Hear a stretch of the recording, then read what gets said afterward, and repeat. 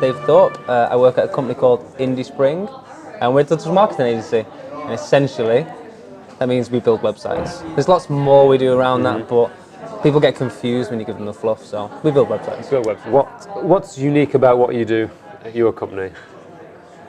Something unique about us is we train our close friends and people that we know to do jobs that they haven't got the skills to do.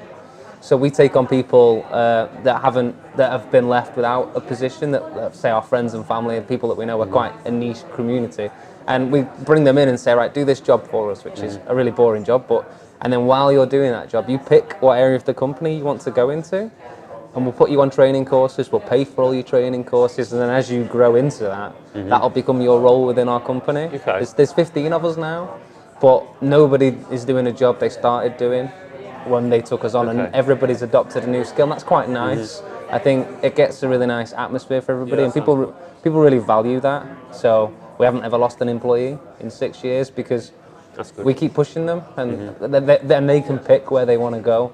What makes you get up in the morning?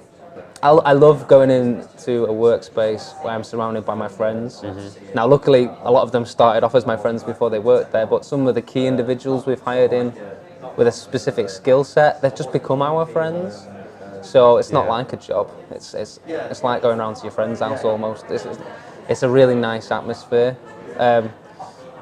So we could do anything, to be honest. We could be bin men, and I think I'd love the job because of the people I'm doing it with. Which is nice. It's kind of the holy grail, isn't it, of workplace environment? Exactly. It wouldn't matter, I don't think, for any of us what we did as long as we did it together. Yeah. Okay. It just happens that we're all geeks. What's the strangest or funniest thing you've experienced in business?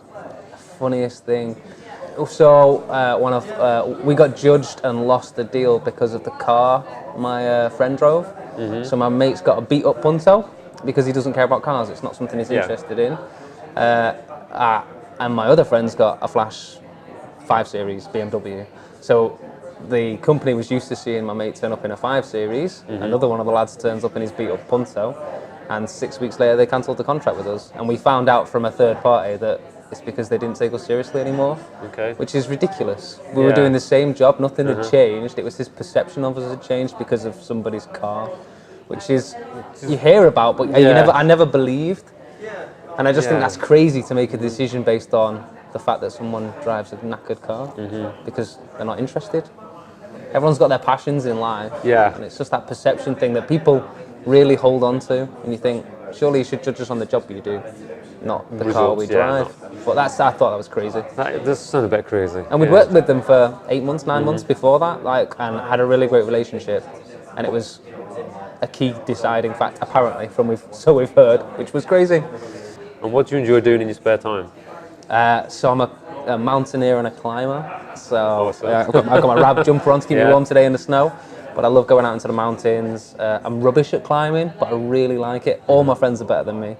I'm kind of the dead weight, but I just love going out and trying and exposing myself to ridiculous elements. There was once we got caught in wind chill factor of -15. It was with our girlfriends. I couldn't feel my fingers. Took them up what was supposed to be a really easy climb. And when you get halfway up and think this was the worst idea I've ever had. But at the end of the day, it was one of the most memorable days we've ever had on the mountains. Yeah. And I think those little moments where you think this went wrong, but it was so funny when you look back.